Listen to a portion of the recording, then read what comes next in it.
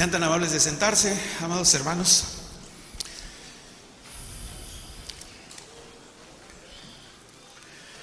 Me da mucho gusto, hermanos, de estar con ustedes en esta ocasión. Agradezco mucho a nuestros hermanos que han tenido a bien hacerme la invitación para poder exponer la palabra del Creador, hermanos.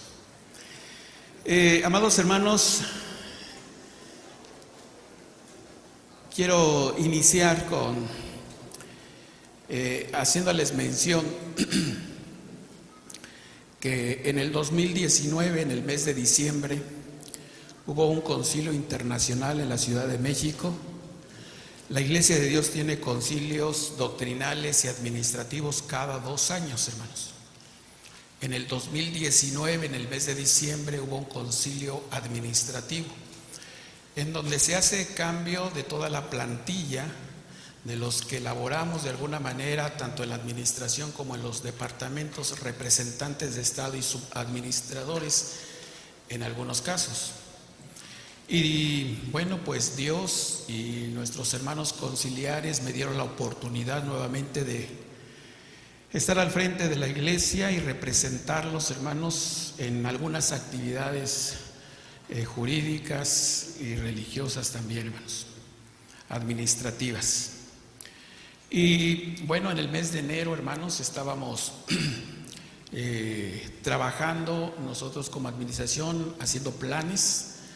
Nuestro hermano Fortino García en su momento era el segundo administrador. Nuestro hermano Josué Vázquez, ya lo conocieron, era el secretario. Y nuestro hermano Gilberto Valdés, el tesorero de la iglesia. Y estamos haciendo planes, hermanos, en el mes de enero, febrero, ya para tener salidas a las diferentes partes de la República Mexicana, Estados Unidos, Centroamérica. Y se dio, hermanos, lo de la pandemia.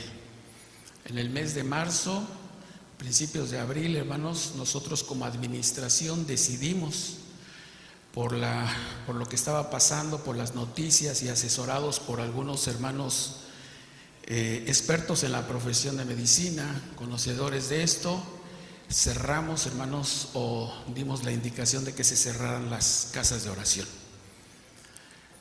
Para algunos, inmediatamente hubo protestas. Algunos nos señalaron como faltos de fe, otros que no teníamos confianza en Dios, otros más de que todo esto solamente eran cuestiones políticas, que era mentira. Y aún así, hermanos, después de nuestra primera intervención, bueno, pues decidimos al siguiente mes, 2 meses, tener una reunión con los encargados de los estados de la República y de los subadministradores de los diferentes países. Y todos acordamos que continuaríamos con las casas de oración cerradas.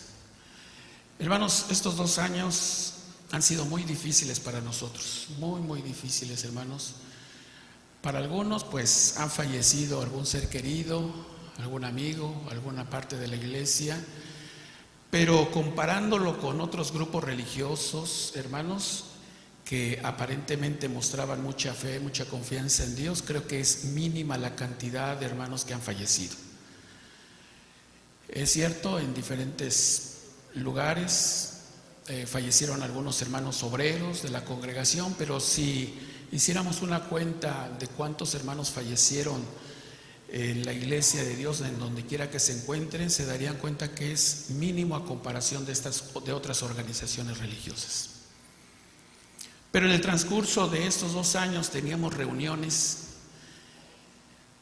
y, hermanos, algunos hermanos nos empezaron a decir que pues teníamos un problema grave, porque no solamente la iglesia estaba preocupada porque la fe de ellos estaba disminuyendo, ya no era la misma fuerza con la que pues iban a la casa de oración. Algunos se conectaban a través de las plataformas que teníamos, algunos pues viendo que no se abría la casa de oración se iban a trabajar,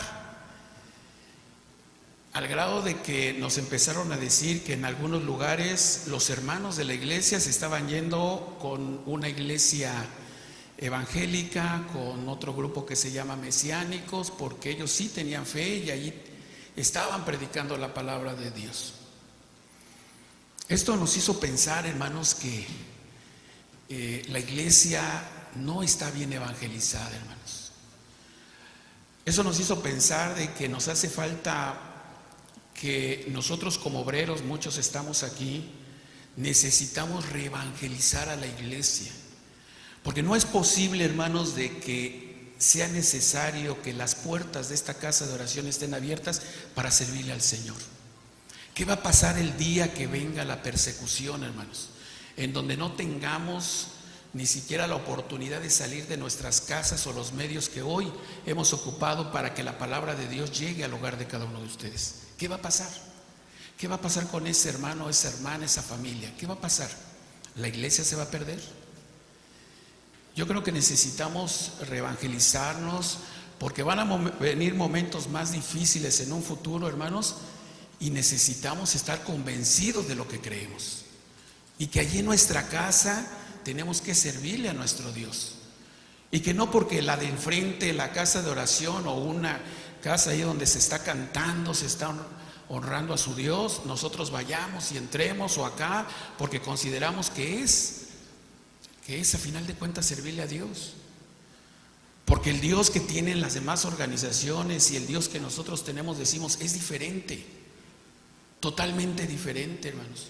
Seguramente Naamán, aquel leproso, creía en un Dios, hermanos, pero cuando fue sanado por el Dios de Israel, él lo reconoció y le sirvió. Es más, le dijo al profeta: mira, llegará el momento en el que a lo mejor tenga que inclinarme ante el rey, pero eso no se ha tomado como que le estoy sirviendo, porque yo le he reconocido al Dios de Israel. Entonces, hermanos, tiene que haber una reevangelización. Tenemos una tarea muy importante. Y yo quiero el día de hoy, hermanos, hablar precisamente acerca del gran peligro de irnos a otra organización, hermanos. Tenemos que estar convencidos de lo que creemos y mantenernos en la iglesia, pase lo que pase. No como el judío. Hay un judío en España, y lo conocemos así en la literatura judía, judío marrano, ¿no? Se oye despectivo ese término, pero ese tipo de persona, hermanos, o esa familia, era una familia que ante la sociedad era católica, hermanos, porque ponían a su hijo como sacerdote, a su hija como monja, y entonces ante la sociedad decían: estos, aunque son judíos, pero han aceptado la fe católica. Pero en la intimidad de su hogar, ¿qué hacían, hermanos? Sus ritos, sus costumbres, todo. Pero ese es vivir una doble vida. Nosotros o somos una cosa o somos otro, tenemos que mantenernos. Entonces, hermanos, sí es importante tener nuestra fe firme, y que si en un momento dado, en un futuro, viene esto o viene algo peor, hermanos, y hay necesidad de cerrar las casas de oración por la situación que esté pasando, en nuestro hogar tenemos que servirle a Dios, hermanos, y no irnos a meter a un grupo porque pensamos que pues está aquí Dios, están predicando la palabra de Dios. Fíjense lo que dice el profeta Isaías. Vamos a comenzar. Antes, primera de Pedro, hermanos, quiero comenzar con esto. Dice la primera de Pedro, en el capítulo 1, versículo número 2. A muchos no nos gusta la profecía, digo en el buen sentido de la palabra, ¿verdad? Porque nos cansa. Pero hoy vamos a estudiar un poquito de esto, hermanos. Miren, dice el capítulo 1, versículo 1 y 2 de la primera carta de Pedro. Hay una palabra que pues ya a lo mejor todos tienen conocimiento de esta, pero voy a citar este atributo, esta propiedad de Dios. Es un atributo o propiedad de Dios que nadie la tiene, hermanos, ni el Hijo de Dios la tiene. Ya escuchábamos a través de la predicación de nuestro hermano Pedro Márquez la diferencia entre Dios y el Hijo, que hay atributos o propiedades que el Hijo no tiene y que solamente son del Padre. Pues ese es uno. Dice el capítulo 1, versículo 1 de primera de Pedro y verso 2. Dice: Pedro, apóstol de Jesucristo, a los extranjeros esparcidos en Ponto, en Galacia, en Capadocia, en Asia, en Bitinia, elegidos según la presciencia de Dios Padre, en santificación del Espíritu, para obedecer y ser rociados con la sangre de Jesucristo, gracia y paz os sea multiplicada. Esa es la palabra que quiero resaltar, la palabra presciencia. ¿Qué significa la palabra presciencia? Significa, hermanos, tener conocimiento de las cosas antes que sucedan. Eso es lo que significa, hermanos. ¿Quién es el único que tiene esta propiedad o este atributo, hermanos? Solamente Dios. Dios es el único que conoce lo que va a pasar en el futuro. Delante de Él está el presente, el pasado y el futuro. Todo está delante de Él. Entonces, alguien pregunta, hermano, ¿entonces sabe Dios si me voy a salvar o me voy a perder? Y nosotros contestamos, sí. Es como si fuera una película, ustedes la ven por segunda vez y ustedes saben lo que va a pasar y cómo va a terminar. Hagan de cuenta que Dios ya tiene la película de nuestra vida y sabe lo que va a pasar. Y Él, hermanos, Él nos da a conocer lo que va a pasar. Eso se llama profecía, que en parte quiere decir tener conocimiento de las cosas que sucedan o también ponerse en el lugar de otro. Dice el libro de Isaías en el capítulo número 46, hermanos. Y esto es algo muy importante porque el único que sabe las cosas de un futuro, pues es Dios, hermanos. Yo a veces digo, hay cosas que nos pasan en la vida y que es difícil asimilarlas, ¿no? Pasan en la vida y decimos, pero ¿por qué me pasó esto? Pero siempre hay una razón, hermanos. Yo no sé si han escuchado la historia cuando se cayeron las Torres Gemelas de aquella persona que iba corriendo según a tomar su autobús y tenía que pasar por allí y resulta que se le olvida algo, se tiene que regresar, va a tiempo, pasa el autobús, se va y aquella persona se queda echando maldiciones y resulta, hermanos, que se da cuenta que hay donde iba a trabajar. Después de que se da cuenta, ¿qué decía, hermanos? Gracias a Dios que se me fue, porque si no, ahí me hubiera. A veces desconocemos nosotros el futuro. Dios o llega a pasar algo en nuestra vida y Dios sabe por qué pasó eso, hermanos. Y a veces lo entendemos hasta mucho tiempo después. Yo, Enrique Pérez, hermanos, estuve 2 años y medio aquí en Estados Unidos. Mi deseo es quedarme en Estados Unidos. Y había juntado mi dinero y hablé con mi esposa, con mis hijos pequeños y le dije, ¿cómo ven si se vienen para acá? Que sí, todos emocionados. Pagué y que no pasan, hermanos. Dije, santo Dios. Y yo decía, el Señor no me quiere, porque si me quisiera ya estaría aquí. Y lo intentó 1 vez, 2 veces, no pasó. Dije, pues ni modo, me voy. Y hermanos, si no me hubiera regresado, pues seguramente yo no hubiera estado a cargo de la iglesia, no hubiera sido primer administrador. ¿Por qué pasan las cosas, hermanos? Por algo siempre pasan las cosas. Y como no conocemos el futuro, lo que nos pase ahorita puede tener un buen propósito. Lo que hizo, por ejemplo, José, cito siempre ese caso, ¿verdad? José, desde joven, pasó por momentos muy difíciles, la envidia de sus hermanos, lo vendieron, lo metieron a la cárcel, ¿sí? Pero cuando termina sus días, o previo a terminar sus días, se dio a conocer a sus hermanos y les dice, todo esto que he pasado, Dios lo ha encaminado a bien para salvar a una nación. ¿Valió la pena el sufrimiento de José? Sí, hermanos, sí lo valió. A veces nosotros no sabemos, pero Dios conoce el futuro y dice aquí en el capítulo 46 del libro de Isaías, hermanos, dice así el verso 9, acordaos de las cosas pasadas desde el siglo, porque yo soy Dios y no hay más Dios y nada hay a mí semejante, que anuncio lo por venir desde el principio y desde antiguo lo que aún no era hecho, que digo mi consejo permanecerá y haré todo lo que quisiere. ¿Dios conoce el futuro? Sí, hermanos. Y de ahí viene la profecía, porque Dios anticipadamente nos dice lo que va a pasar, lo que va a suceder. Y dentro de la profecía, hermanos, encontramos en el libro del Apocalipsis capítulo 13 algo sorprendente. El libro de Apocalipsis es un libro muy difícil para muchas personas. Nosotros tenemos una forma de interpretarlo.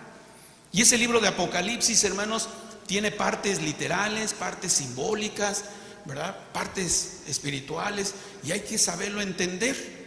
En el libro de Apocalipsis, en el capítulo 13, versículo 1, nos habla de una bestia de 7 cabezas y 10 cuernos. Hoy la mayoría de ustedes identifica quién es esa bestia, ¿verdad, hermanos? En el capítulo 13 y en el capítulo 17 ahí vemos la misma bestia, solamente la diferencia es que en el capítulo 13 la vemos solita, pero en el capítulo 17 ya la vemos con una mujer que está montada sobre de ella, esta bestia. Y entonces entendemos por mujer a la iglesia y la bestia como el sistema que gobierna esa iglesia. Normalmente, si tomamos o nos montamos en un caballo, en un burro, ¿quién maneja a quién, hermanos? Pues el jinete maneja por donde quiere que vaya el caballo. En el caso de la mujer y de la bestia, no es así. En el caso de la bestia, vean quién es el que lleva a quién, hermanos. Dice el libro de Apocalipsis, capítulo 17.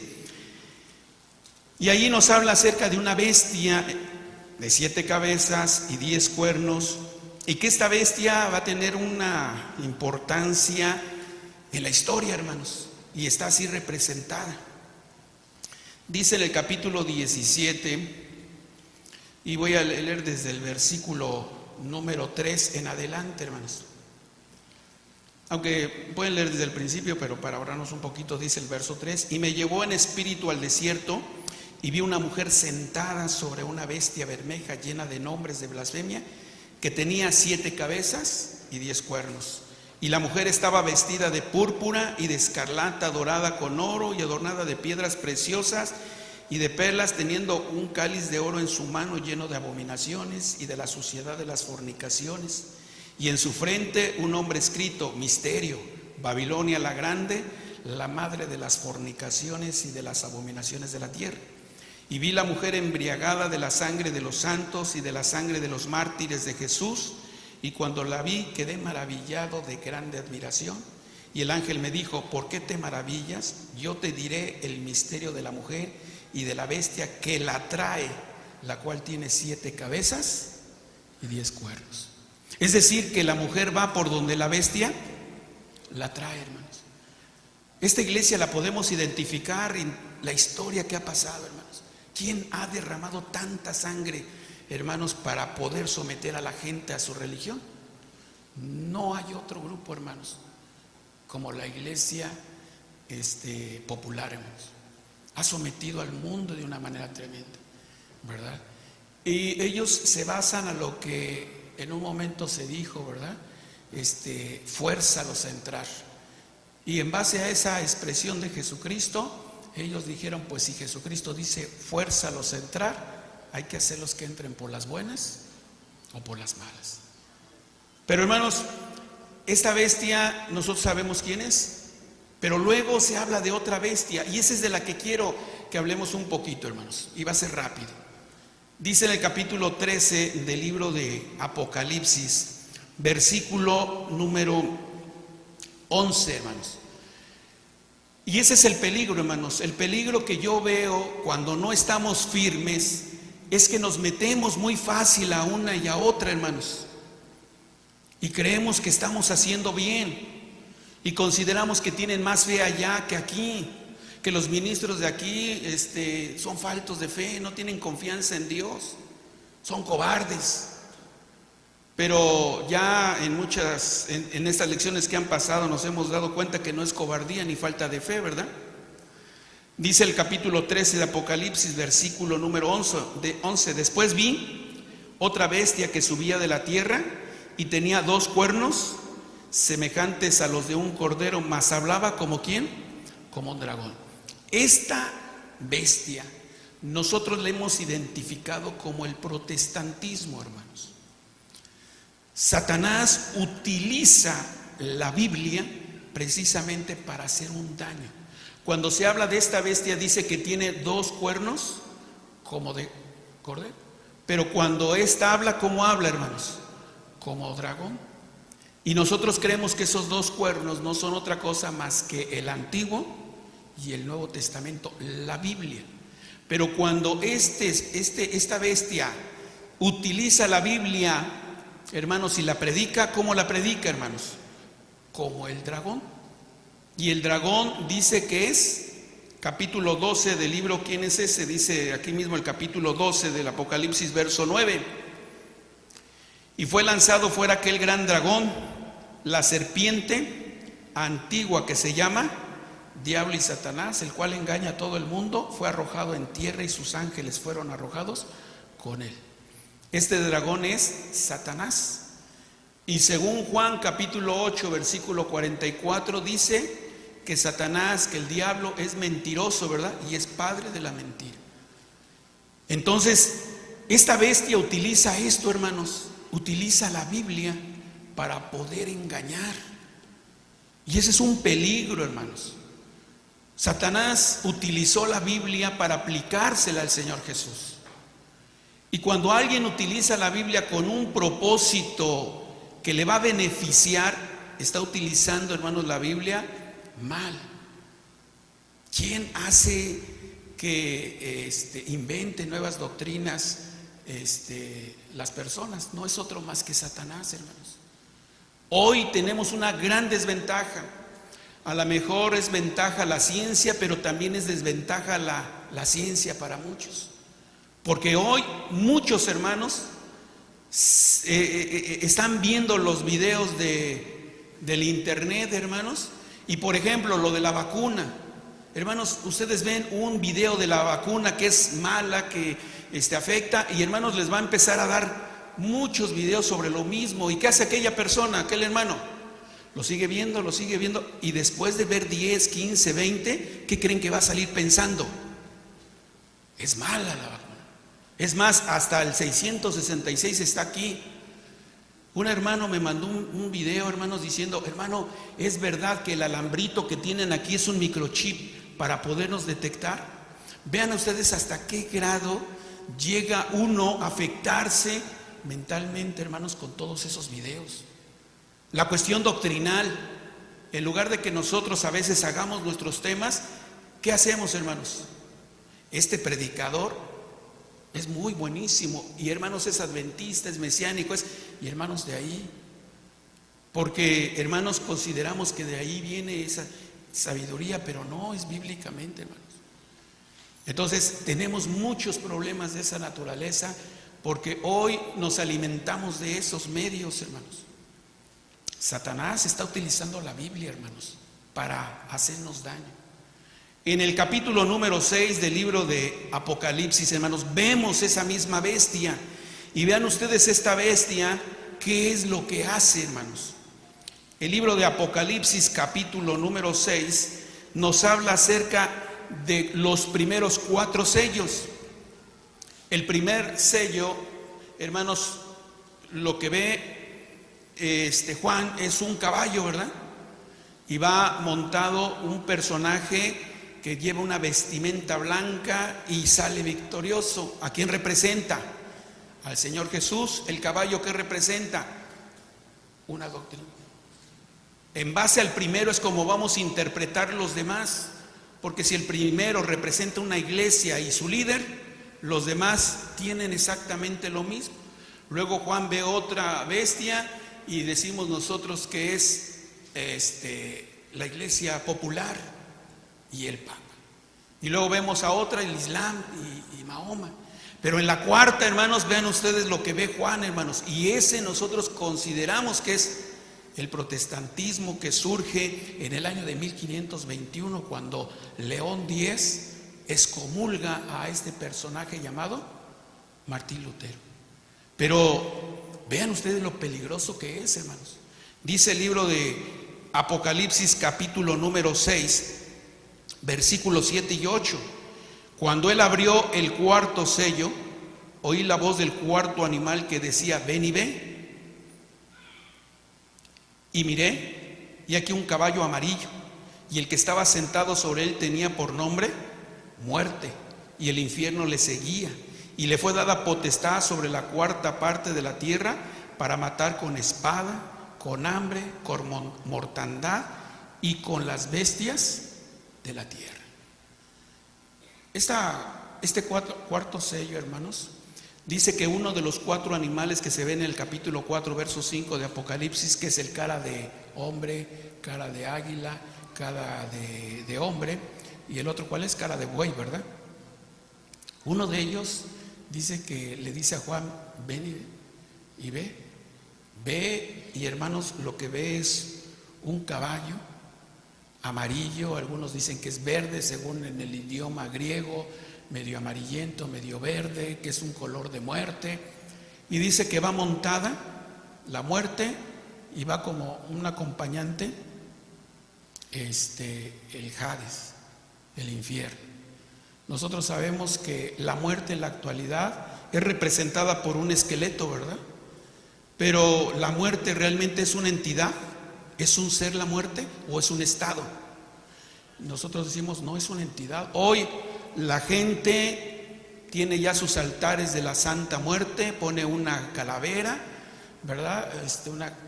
Un esqueleto, y ahí pone que es la Santa Muerte, hermanos. Pero si es una entidad la muerte, ¿la vida qué será entonces, hermanos? Porque la vida pues también tiene que ser algo representativo, no lo hay. Entonces, hermanos, la muerte es solamente un estadio, es una forma figural. Pero lo que viene a ser Martín Lutero en el año de 1521, hermanos, es salirse de la Iglesia Católica para establecer un movimiento diferente. Las indulgencias las desecha, pero él no se sale por la cuestión doctrinal, él se sale por los abusos del clero. Pero su doctrina, hermanos, la establece, pero, hermanos, totalmente igual. Quizás 1 o 2 puntos diferentes, la idolatría, las indulgencias. Y entonces surge una frase que desde ese tiempo, por gracia, ¿qué, hermanos? Sois salvos.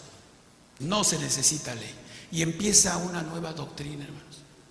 Una nueva forma de interpretar la Biblia. Y hermanos, este hombre utiliza más la Biblia, porque en ese tiempo no se utilizaba tanto. Y Martín Lutero empieza a utilizar la Biblia. Y la utiliza para su conveniencia, hermanos. Cuando la Biblia dice que este ser va a matar, ¿con qué cosa? Dice con espada. ¿Cómo mata con espada, hermanos? No salió matando. Quiero decirles, hermanos, que Martín Lutero en su pensamiento fue igual que la Iglesia Popular. Martín Lutero en sus escritos decía que todo lo que sabe o huele a judío hay que destruirlo. Él fue un antisemita, hermanos, igual que la Iglesia Popular. Pero este hombre utilizó la Biblia. Y ahora la Biblia, con la misma Biblia, ¿qué iba a hacer, hermanos? A destruir, a matar, hermanos. Nosotros no nos damos cuenta, hermanos. Ustedes nos metemos a la iglesia, a una iglesia evangélica, porque cantan muy bonito, hermanos, pero no saben el daño que nos pueden hacer ahí, hermanos.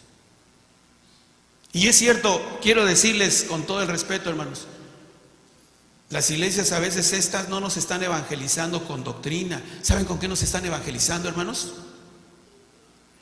Con la música. Porque sale una alabanza nueva de esos artistas, de esas organizaciones, ¿y qué creen que hacemos, hermanos? Inmediatamente nos la aprendemos y pasamos a cantarla. A veces no nos están evangelizando con la cuestión doctrinal, pero sus alabanzas están dentro de la iglesia. Es peligroso, hermanos, el protestantismo. Y dice aquí, hermanos, en el capítulo 6, versículo 8, dice: y miré, y aquí un caballo amarillo, y el que estaba sentado sobre él, por nombre Muerte, y el infierno le seguía, y le fue dada potestad sobre la 4ª parte de la tierra, para matar, primero, ¿con qué, hermanos? Con espada. ¿Cómo se puede matar con espada, hermanos? Lo mismo que se le quería hacer a Jesús. Miren, dice el capítulo número 4 de Mateo, hermanos. Dice el capítulo 4 de Mateo, dice el versículo número 3 en adelante, hermanos. Dice: y llegándose a él, el tentador dijo: si eres hijo de Dios, di que estas piedras se hagan pan. Mas él respondiendo dijo: escrito está, no con solo el pan vivirá el hombre, mas con toda palabra que sale de la boca de Dios. Entonces el diablo le pasa a la santa ciudad y le pone sobre las alturas del templo y le dice: si eres hijo de Dios, échate abajo, que escrito está: a sus ángeles mandará por ti y te alzarán en las manos para que nunca tropieces con tu pie en piedra. ¿Qué utilizó Satanás para tentar al Señor Jesús, hermanos? La Biblia, hermanos. Y la Biblia, según Hebreos capítulo 4, versículo 12, dice que está comparada como una espada de dos filos. Dice que se le va a dar potestad para matar con espada. Cuando nosotros tenemos una creencia diferente a la palabra de Dios, cuando se aplican los versículos de una manera incorrecta, ¿qué estamos haciendo, hermanos? Estamos matando, hermanos.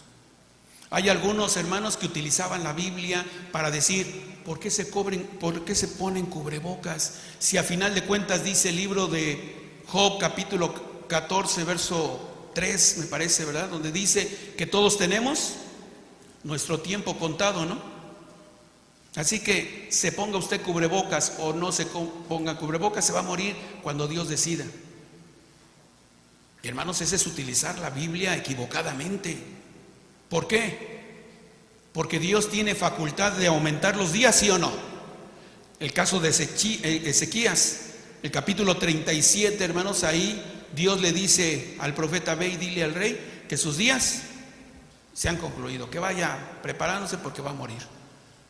Le dice el profeta, aquel hombre ora, le recuerda, valga la expresión así, todo lo que ha hecho, y entonces el profeta se regresa, le dice Dios: regrésate y dile que a sus días se le han aumentado 15 años.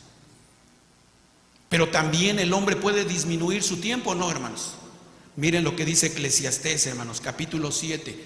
Sí, hermanos, el hombre avisado ve el mal y ¿qué hace? Y se aparta, hermanos. Si nosotros se nos está diciendo que si no ocupamos el cubrebocas, el gel, todas las medidas, hay probabilidades de que seamos contagiados y lleguemos a morir, tenemos que pensarlo, meditarlo y accionar, porque a final de cuentas es mi vida. Tenemos que cuidar nuestra vida. A veces dicen: pero esta vida, ¿para qué sirve? No, hermanos, es importante, es un mandamiento de Dios que cuide usted su vida. Dice el capítulo número 7 del libro de Eclesiastés, versículo 17: no hagas mal mucho, ni seas insensato, porque morirás antes de tu tiempo. Es decir, una persona insensata, ¿qué le puede pasar, hermanos? Una persona que no sigue las recomendaciones de un doctor, ¿qué le puede pasar, hermanos? Es un insensato, hermanos. Nos convertimos en eso cuando no seguimos las recomendaciones. Resulta que hoy la vacuna es mala, hermanos. Pero cuando éramos pequeños nos vacunaron, creo que la mayoría somos vacunados, ¿o no, hermanos? ¿Cuál era el propósito de una vacuna? Evitar que nos enfermáramos. La vacuna que hoy nos están poniendo, ¿cuál es el propósito, hermanos? Pues simplemente es ese. Pero como nos hemos llenado de información en el internet, hoy ya la vacuna se ha convertido hasta que ya se nos inyectó un chip, o tenemos 2 años de vida nada más. La información que a veces vemos en el internet nos está afectando, hermanos, y empezamos a fomentarla como si realmente fuera una verdad. En la iglesia de Dios, hermanos, gracias a Dios, de verdad, hermanos, hay mucha gente preparada y que ellos nos pueden asesorar de lo que está pasando, hermanos, si es mentira o si es verdad. Entonces, según este versículo, un hombre insensato, ¿qué le puede pasar, hermanos? Si Dios había determinado que iba a vivir 80 años, ¿puede disminuir su cantidad de años? El versículo dice sí, pero no es por Dios, sino es por ¿quién? Por mí.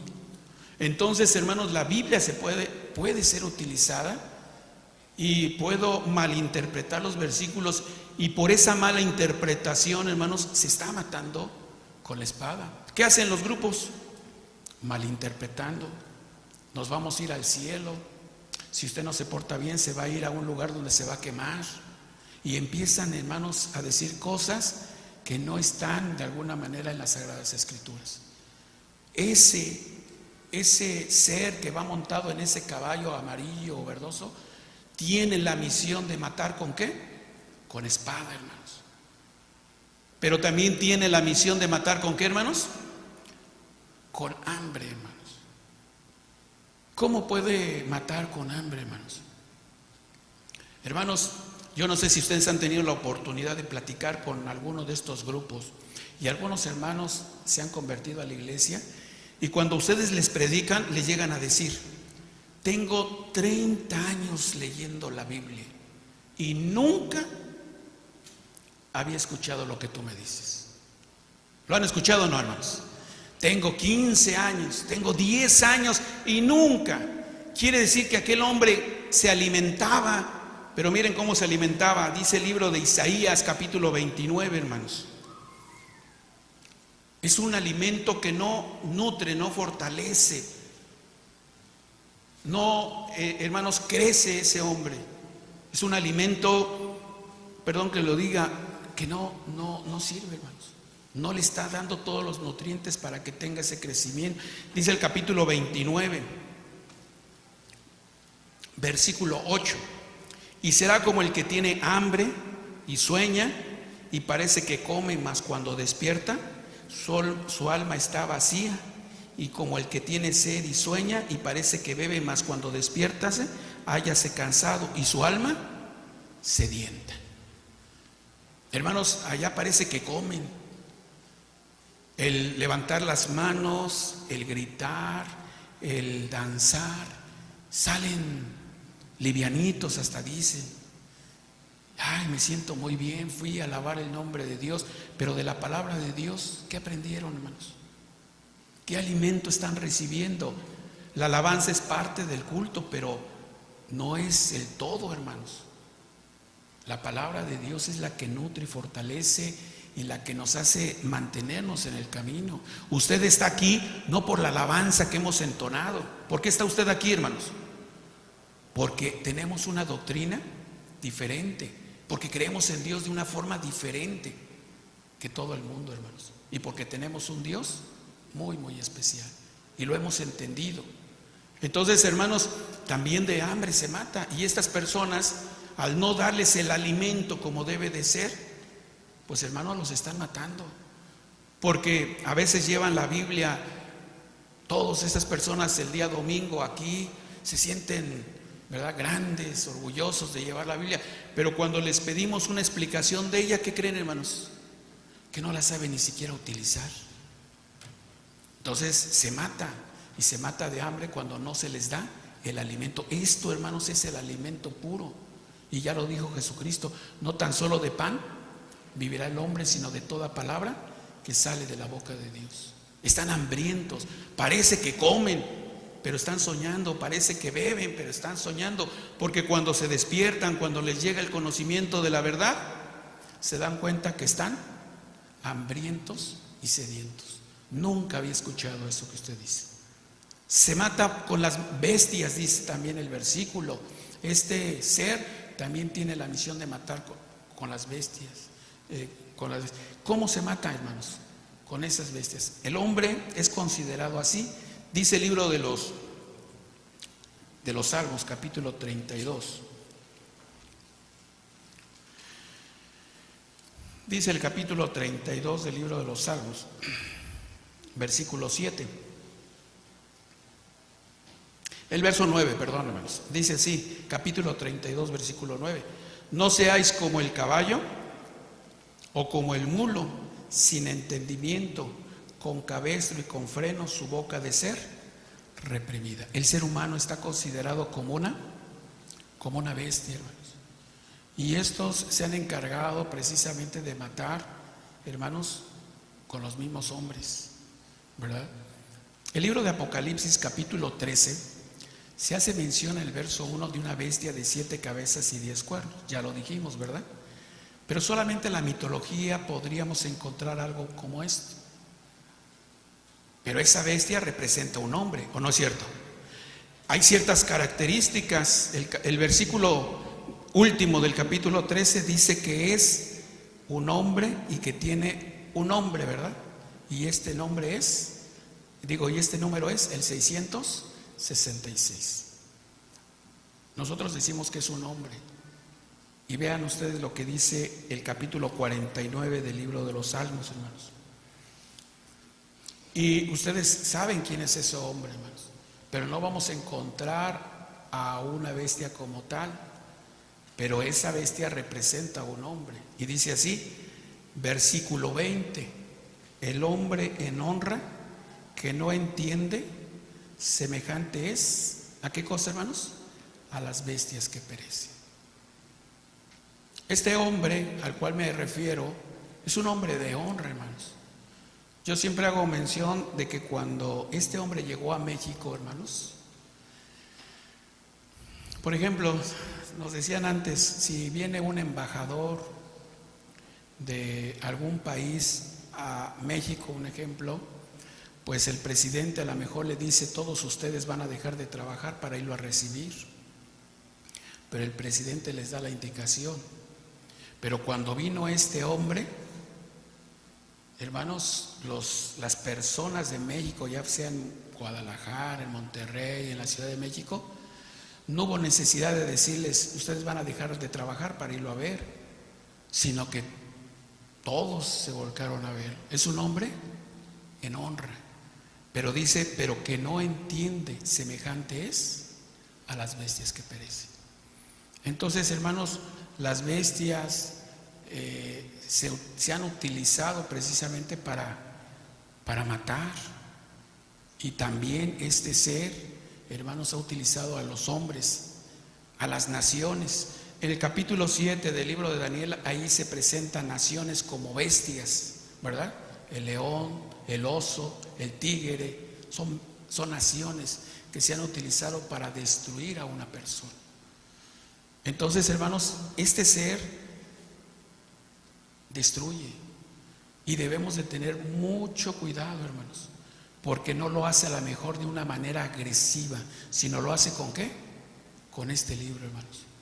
El hecho de que nosotros creamos algo diferente, hermanos, está matando nuestra alma. Y tenemos muchas posibilidades de no entrar a la tierra prometida, al reino de Jesucristo, a la vida eterna. No crean ustedes que porque allí se dice Jesús o porque allí el nombre de Dios ya es la verdad. No, hermanos, la doctrina es fundamental, hermanos. Dijo Jesucristo, por sus frutos los conoceréis. ¿Cuál sería el fruto, hermanos? ¿Cuáles son los frutos? Por ejemplo, hay unos que dicen, no, es que los frutos que Jesucristo dijo en el capítulo 7, verso 21, son el gozo, el amor, la caridad, lo que dice el Gálatas, ¿verdad? Templanza. ¿Será esos, hermanos? Porque hay gente en otras iglesias que tienen esos frutos, ¿no? ¿Cuáles son los frutos realmente? Hay un versículo, ¿se acuerdan? A ver si recuerdan, uno que decimos mucho en la fiesta de las cabañas que dice, manzana de oro con figuras de plata es la palabra dicha como comienza. ¿Se acuerdan cuál es? Proverbios 25, 11 o 8. A ver, léanlo. Pero ese versículo es el fruto, ¿no? La palabra dicha como conviene es esa manzana, es ese fruto, hermanos. ¿Cómo identificamos a un bueno o a un mal obrero, hermanos? Por lo que expresa, hermanos. En el momento que ustedes escuchan a una persona que les dice nos vamos al cielo, inmediatamente ¿qué hacen ustedes, hermanos? Lo identifican y dicen, este no es. Por sus frutos los vamos a conocer, por su forma de hablar, de predicar, de decir las cosas, es como nosotros vamos a conocer. Pero, hermanos, tenemos que hacer diferencia de lo que es bueno, de lo que es malo, de lo que es la doctrina de Dios y de la que no es doctrina de Dios. Nuestro paladar debe de estar, hermanos, de alguna manera sensible para poder identificar cuando eso sí es de Dios y cuando no es de Dios. El libro de Job, capítulo 34, versículo 3, dice que así como el paladar gusta para comer, el oído también prueba las palabras de Dios. Hay que tener ese paladar para gustar lo que nos están hablando. Y si eso es correcto, aceptarlo; si no es correcto, desecharlo. Hermanos, no en cualquier lugar donde se hable de Jesús, no en cualquier lugar donde se hable de Dios, es la verdadera iglesia. Por eso en la actualidad, hermanos, tenemos que alimentarnos de la palabra de Dios para poder identificar. Hermanos, obreros que estamos aquí, tenemos un trabajo muy grande, hermanos, y tenemos que reevangelizar a la iglesia para que la iglesia se dé cuenta de que hay una diferencia de lo que cree la iglesia de Dios y de lo que cree las demás organizaciones.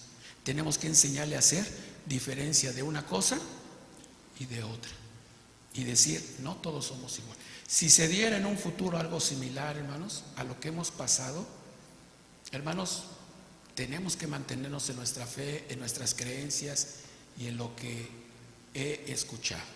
Hoy es el momento de escuchar, de asimilar y de poner en práctica, para que cuando vengan los malos días, hermanos, podamos mantenernos firmes, porque va a llegar un momento que se va a cumplir esto. Voy terminando. Amós. El profeta Amós, en el capítulo 8, dice así, versículo 11 y 12, hermanos. Dice así: he aquí vienen días, dice el Señor Jehová, en los cuales enviaré hambre a la tierra, no hambre de pan, ni sed de agua, sino de oír la palabra de Jehová. E irán errantes de mar a mar, desde el norte hasta el oriente, discurriendo, buscando palabra de Jehová. ¿Y qué cosa, hermanos? Y no la hallan. Hoy es la oportunidad, hermanos. Hoy es importante poner atención a las exposiciones, a la predicación y, hermanos, asimilarlo, porque va a llegar el momento en el que vamos a necesitarla, hermanos, y ese alimento, esa agua, la vamos a tener que tener para precisamente todo ese tiempo en el que en un momento dado seamos perseguidos o se cierren las casas de oración o no tengamos a alguien que nos pueda explicar. Que esa semillita se mantenga, hermanos, todos los días de nuestra vida. Por último, ya les he contado esta anécdota, hermanos. En el año 2012 fuimos hacia el sur de la República Mexicana. Apenas era el primer año que su servidor estaba como primer administrador, y fuimos a visitar todas las localidades de los estados de Tabasco, de Chiapas, Yucatán y Quintana Roo. Nuestro hermano Fortino fue, nuestro hermano Arturo Peña nos acompañó, fuimos los tres. Y llegamos ya al final del viaje, ya que visitamos, llegamos a un lugar que se llama Escárcega. Nos habían dicho que allí había unos hermanos, los fuimos, los visitamos. Era el papá, era la mamá, era una hermana y era la nieta. 4 personas. 4 personas que tenían un espacio donde hacían sus cultos, hermanos. Alguien de los hermanos predicó, yo ya no me acuerdo, a lo mejor el hermano Fortino se acuerda, predicó, y la hermana expresó, dijo, tenía muchos años de no haber escuchado la palabra de Dios como el día de hoy. Tenemos tanto tiempo, nadie nos visita. Mi papá, decía la hermana, mi papá es el que lee la ley, se la aprendió de memoria, da la bendición. Yo doy la lección, la hija, y aquí es donde nos reunimos, pero la fe se mantiene. Hoy ustedes tienen en un lugar un predicador, hermanos. Ustedes tienen oradores, tienen gente preparada y de conocimientos, hermanos, abundantes. Escuchémoslo y no perdamos lo que hemos aprendido. Y si en un momento dado vamos a estar en nuestra casa con la fe, hermanos, que tenemos y que hemos sido bautizados, la mantengamos en nuestra casa. Pero no decidamos irnos aquella, porque saben que en esos lugares lo que van a encontrar es muerte, a través de la espada, a través de no darles la comida adecuadamente o a través de las personas. Entonces, amados hermanos, pues hay que mantenernos en la iglesia y que el último momento de nuestra vida, hermanos, sea haciendo la voluntad de Dios. Que el último momento de nuestra vida sea, hermanos, pues dentro de su iglesia, para poder ser bienaventurados los que mueren en el Señor. Amados hermanos, espero haberme dado a entender y que Dios les bendiga grandemente. Paz a vosotros.